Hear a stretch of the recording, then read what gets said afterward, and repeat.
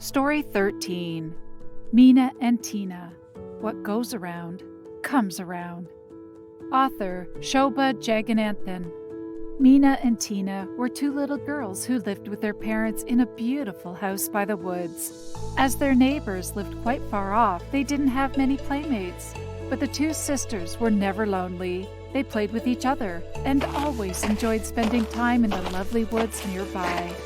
The woods had magnificent, tall, shady trees, pretty little birds and animals, and a charming stream that flowed by.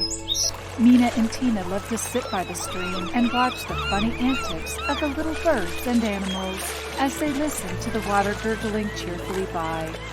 They sometimes read books, sprawled under the shady trees, or played games with each other. They enjoyed several picnics there, with the tasty treats their mother packed for them. The only difference between Meena and Tina was that Meena was a very cheerful and kind little girl. She never hurt anyone or anything. But sad to say, Tina was a little unkind and rude, especially to creatures smaller than herself. She often tried to hurt the little creatures by throwing stones or chasing them, but Meena always did her best to prevent her from harming them. One fine day, Meena and Tina went to the woods, each carrying a basket of goodies and their favorite books for the picnic. Mother had said they could spend the whole morning playing in the woods and return home by afternoon. As they reached their favorite spot by the stream, they were surprised to see a tiny little girl sitting on a small rock by the water, crying. She was really very tiny, and her clothes looked as if they were made of soft flower petals. She wore a circlet of flowers around her head.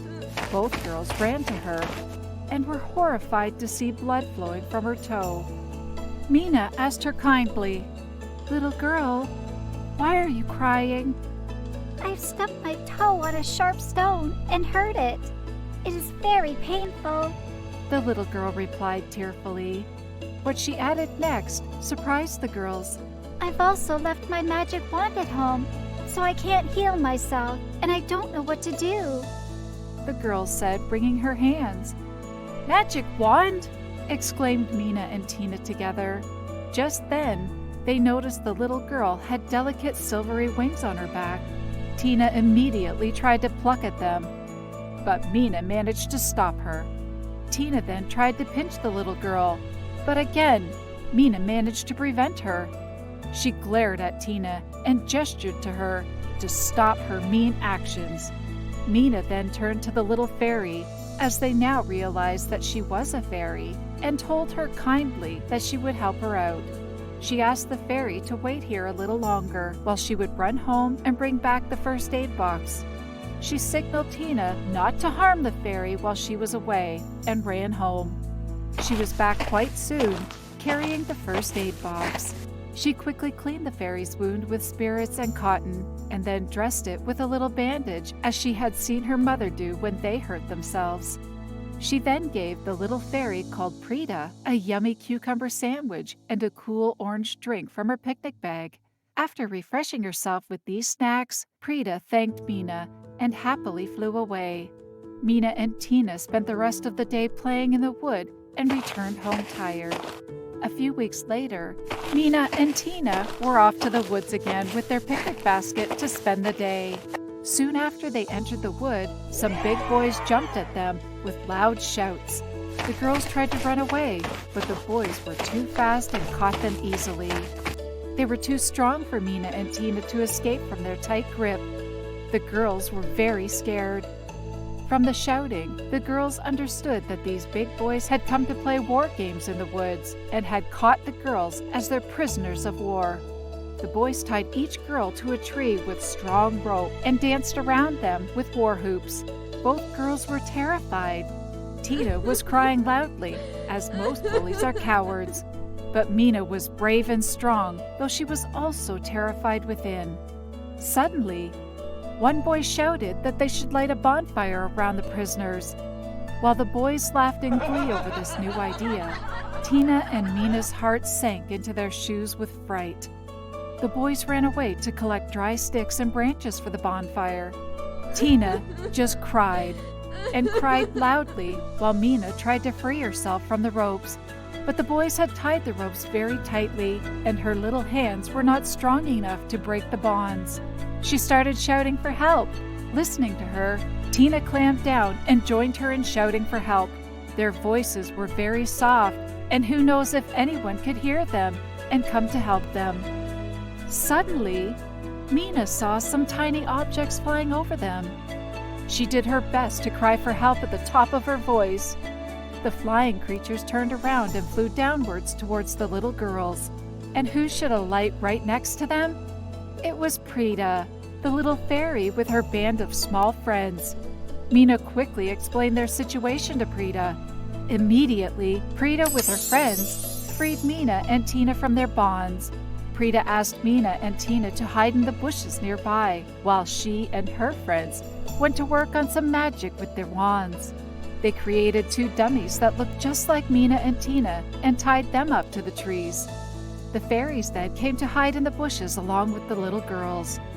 Prita looked at Meena and said with a naughty smile, Just wait and watch. Shortly, the big boys returned armed with dry sticks and branches. They arranged them in a circle around the trees which had the dummies tied to them. One boy threw a stick at the dummy. Lo and behold, the stick swung back like a boomerang and hit the boy smartly on his head. The boy rubbed his head with a puzzled look. The same thing happened to all the boys who tried to pinch or hit or harm the dummies in any way. Nothing harmed the dummies, but the boys got pinched or hit or harmed in the same way that they had tried to harm the dummies. Of course, the boys didn't know it was not the girls, but the fairies' magic working through the dummies, mirroring their actions on themselves. The boys were totally confused. Seeing them, Meena, Tina, and the fairies had a tough time controlling their laughter. Though confused, the boys continued making the bonfire and finally lit it. They jumped with glee as the flames swept into the circle, nearer and nearer the dummies. As the flames licked the shoes of the dummies, the boys' shouts turned into cries of horror. Their shoes felt hot as coals, and they could not bear the heat.